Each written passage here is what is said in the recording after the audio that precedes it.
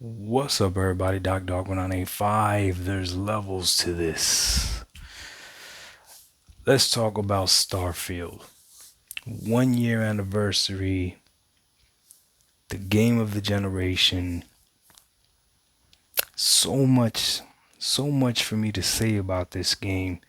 So much for me to talk about this game. I don't know if this is going to be a short video or a long video, but let's go ahead and try to knock this out.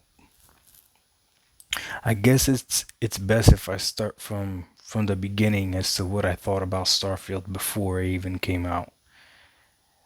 Before Starfield came out, I remember how much Starfield was hyped. I remember everyone kept telling me Doc is like Skyrim in space. That's what people were comparing it to. Now, I had never played Skyrim. Even to this day, I still haven't played Skyrim. I know it's on Game Pass, so I should give it a try, but I just haven't played it, right? So I didn't fully understand what Starfield was about.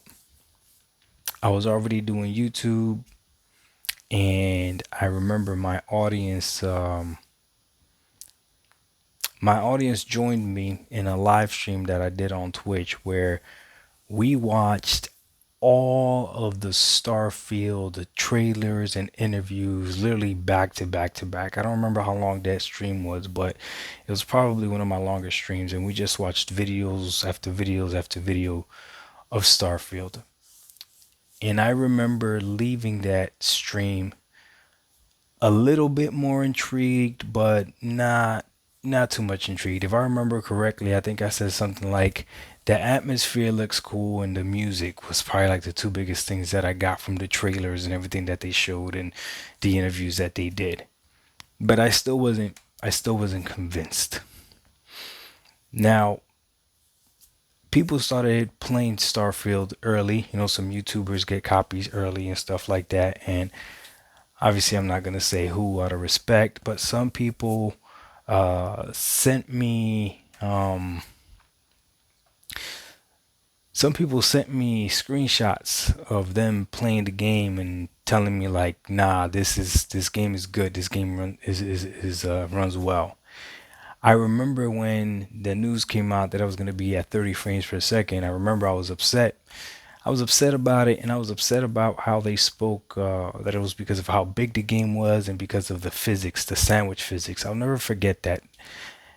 They said that you could like have a sandwich on one table in one planet, one city, leave it there, go throughout the game, go do whatever it is that you want to do, and if you come back, that same sandwich will still be sitting there. Or you could go ahead and I think some developer or somebody in one of the trailers was like collecting sandwiches and stuff like that. It was weird, but because of that physics, Starfield couldn't run above 30 frames. And I remember I didn't like that. I remember I was saying, who wants to be collecting sandwiches? Like I prefer give me 60 frames.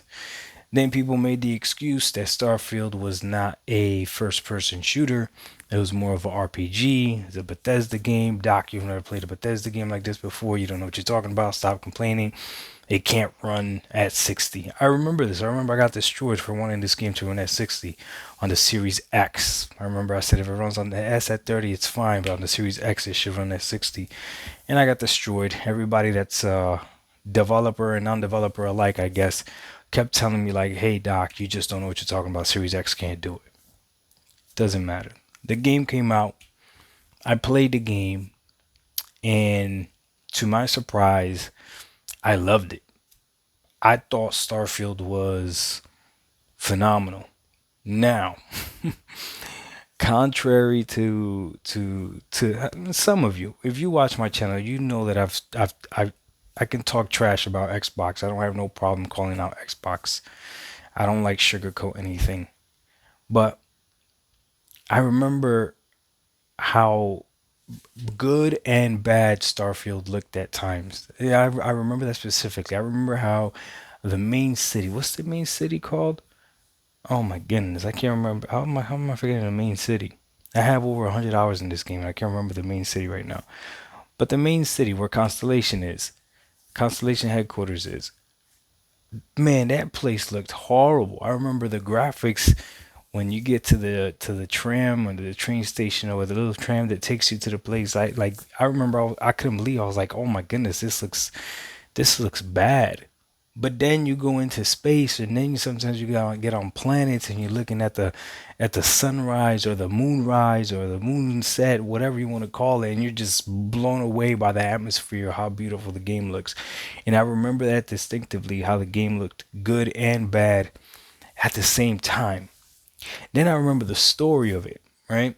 And the story of Starfield, I know it's gonna sound cliche, but it's like when you complete the game, that's when you fully see what they were trying to do, and you're just left in awe. You're just like, okay, wow, I get it. It's the only game where New Game Plus is actually a new game.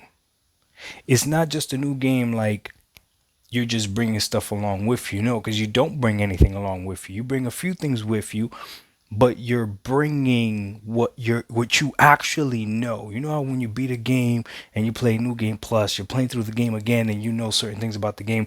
Well, the things that you know in New Game Plus actually matter in the game. It makes the game play completely differently, and it's just you have to experience it for yourself, because once you become a Starborn, you realize what the game is really trying to explain to you. What a phenomenal concept. I thought they did that amazing. The combat in the game, even at 30 frames, I enjoyed. I remember I hated the ship combat at first until I got good at it. And then once I got good at the ship combat, oh my, I was all about it. Man, when I had the Starborn ship, it was a wrap. I was getting in ship fights all the time. Like, let's do it. Morale choices, a lot of dialogue, a lot of dialogue in this game, which that can be either good or bad. But the game for me gave me something that I had never experienced before. And that's a single player game that I willingly have played for more than 100, and I think I have like 170 hours plus in it. Just incredible. I think once I installed Starfield, I don't think I've uninstalled it. And now that I don't even have my Xbox Series X connected anymore, because I disconnected it from the TV. From the TV, yeah, I only have my PC now. Because if you have a PC, you don't need an Xbox. The ponies were right about that. I'm sorry. They were right. They're correct. You gotta give credit where credit's due. But with Game Pass, I went ahead and I downloaded Starfield. It is probably one of the games right now that I'm really contemplating rebuying again on Steam, just because I like the way Steam works better than Xbox app on the PC. But what a phenomenal game! And I'm making this video because we're at the 1 year mark, and I know there's still people out there that haven't played this game. And I'm gonna tell you this: when you play this game, turn off all the noise. Meaning, don't stream this game. Don't. That's another thing. I saw people try to stream this game. Starfield, to me, to stream it would probably be a boring stream. It probably would. I think games that you stream are obviously multiplayer games are pretty fun to stream, but not every single player game is good to stream, because Starfield a lot of times is a little bit slow paced, and then when it picks up, it picks up. But those moments, you don't know when you're gonna get them, right? And the game is long. You could go on a side quest and get lost completely if you become a ranger, and then you gotta save a bank, and you could negotiate with the hostages. You can negotiate with them to save the hostages, or you could go in guns blazing and let everybody die because you don't care. There's so much. The game is different, man. To me, it's a great game. When I was done with Starfield, I remember extremely satisfied, and still I was left with a bad taste in my mouth with the 30 frames per second. And around that time, after I had beaten Starfield, I went ahead and I got the Asus ROG Ally. And I remember I downloaded Starfield on that. I've have down I anything new that I get, try Starfield. I've downloaded Starfield on my laptop, my Asus ROG Ally, my Lenovo Legion Go. I had my son download it. my Xbox Series X, my Xbox Series S, my PC. I've tried Starfield on G Cloud. I tried Starfield on my phone with the backbone. Starfield is the I'm always gonna play Starfield. Like it really is that good. So I'm a fan of Bethesda for Starfield for sure. But regardless, the reviews of this game, I think I gave Starfield I either gave Starfield an 8 out of 10 or a 9 out of 10. And I specifically mentioned the 30 frames, which I know you guys are going to kill me for, but it is what it is. It's my preference. But the reviews of the game, I remember how Starfield, even to this day, I think if you go on Steam, I think it's got mixed reviews, didn't review that well. And most people said that it was a slow start, that you had to wait like 20 hours before the game actually kicked in and got good, which is, to me, is BS, man. Look, to me, I can't speak for anybody else, but to me, if you play a game for 2 hours and you decide it's not for you, you could call that game trash. I'm perfectly fine with that. Oh, but you only played it for 2 hours. Yeah, how much more you got to play a game? 2 hours of your life? 2 hours of your precious life. Think about it. Your precious life that the time that you could never get back, and you're gonna waste. You think that you gotta waste more than 2 hours on something that you don't like, and then say that you don't like? Like that's wild. So that's why when I saw reviews of Starfield of people that have played the game saying 200 hours of Starfield, let me tell you why it's a bad game. And it was, I remember, I've never seen that like that before. I've never seen so many people play something that they disliked so much. I've never seen people turn on a. Do you know how? Wow. Wow. I've never seen it. 200 hours, 100 hours, 70 hours, 50 hours. Played Starfield for 50 hours. Let me tell you why you shouldn't play it. And it's almost like a big F you to everybody else. Like, hey, I played it for 50 hours, but don't you dare. I played it for 100 hours, but don't you dare play it. This is why it's bad. Everything wrong with Starfield. I played it for 300 hours. This is why I know. And it's like, you played the game for 300 hours. Like what? So the reviews of this game were very, very strange, but it was one of those testament of the greatness of Game Pass. That is like, you know what? A game review doesn't really matter. Your opinion matters more, right? I think we could agree with that. Whatever, if you like a game and the whole world doesn't like it, who cares? As long as you like it and you're enjoying it, especially a single player game, right? A game like Concord, that if you really liked it, it sucks for you because it's not being supported anymore. Okay, then I understand why you would care the reviews of a game like that, because that the reviews might get more people to play it and all that other stuff. But Starfield is a single player game. If they stopped supporting Starfield, the original shell of what Starfield was still always going to be there, and you were going to be able to play it. So it is what it is. So people saying that Starfield is a bad game when it's available on Game Pass, it's like, yo, go ahead, try it out yourself and see if you like it. And I still recommend that to this day. Try out Starfield for yourself. Turn off the noise and play the game. And you tell me if you like it. You tell me if you think it's a good game, right? And again, you don't gotta, with me, you don't gotta play more than 2 hours. If after 2 hours the game doesn't grab you, it is what it is. You could call it trash. You're not gonna hurt my feelings. But you can't play a game. To me, you can't play a game for more than 10 hours and say that it's trash. That to me doesn't make any sense to me. You can say that you maybe lost interest in the game, sure, but to call it straight trash doesn't make sense. This happened a lot to Starfield. Starfield now, though, a year later, now it finally has a patch on the Xbox Series X, and that runs at 60. Does it run at 60 on the Xbox Series S? I don't know. But on the X, which is the main console that I have, it runs at 60. Maybe a little too late for me, sure, but it runs at 60 now. So everyone that said that it couldn't be done was completely wrong. So I was right in that regard as far as Xbox doesn't use the full power of the Xbox Series X. Xbox doesn't really care about the console gamers, and I still believe that. They care about the console gamers, but console gamers are not their main priority. Now that I game on PC, I'm more a priority to Xbox than console gamers are. This is just a fact. You can say whatever you want to say, it's just a fact. But Starfield finally gets its patch. Somehow, this game, though, never seems to be out of the news cycle. It doesn't matter what's happening. It doesn't matter what's happening in the news, doesn't matter what's happening in gaming, right?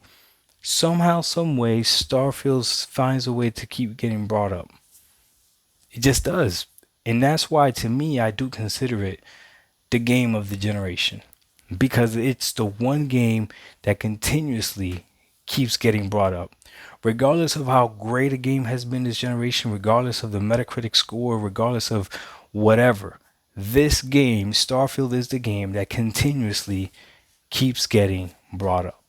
Starfield is the game that gets weird metrics and weird expectations placed on it. Like, I remember when people were talking about after like a few months, like 6 months, people were saying that the player count had dropped.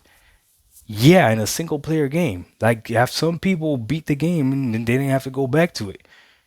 That, like, yeah, that makes sense. But still, to this day, there's some people playing Starfield, right? I mean, I don't know. It is what it is. So now they're gonna be coming out with expansions for Starfield, and I think that the game I played that probably had the best expansions, if I can remember correctly. If you guys have a different one than this, let me know. But The Witcher 3.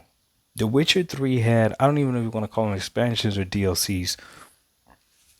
But when I played that game late, so I got like the full edition. But I remember some of those DLCs and expansions felt like full games. They like they were like full blown on like like they were good. If Starfield could do something like that every once in a while, we're about to get Shattered Space. I don't know when that comes out. I gotta look at it. This game could very well live on for a very long time. Now I know Skyrim is still around, and I know that the PC keeps modding it. PC Master Race keeps modding it, and that game is still stuck around and whatever. But Starfield could also do similar things, right?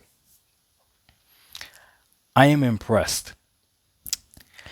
If Starfield was a full multi-plat game and wasn't tied to Xbox, I believe it would have done better. I believe it would have had better. It would have received a lot better reception. But I also think that Xbox is really smart, and I think that when Xbox finally drops Starfield on the PS5 with the PS5 Pro bundle this holiday season, along with Shatter Space, oh my, Starfield will take over the internet. I really think that would be an amazing move if Xbox did that. Xbox should drop Starfield and make a PS5 Pro bundle. Oh my. Make Xbox should make a PS5 version, a PS yeah, PS5 Pro console version of Starfield. Like, you know what I mean? Like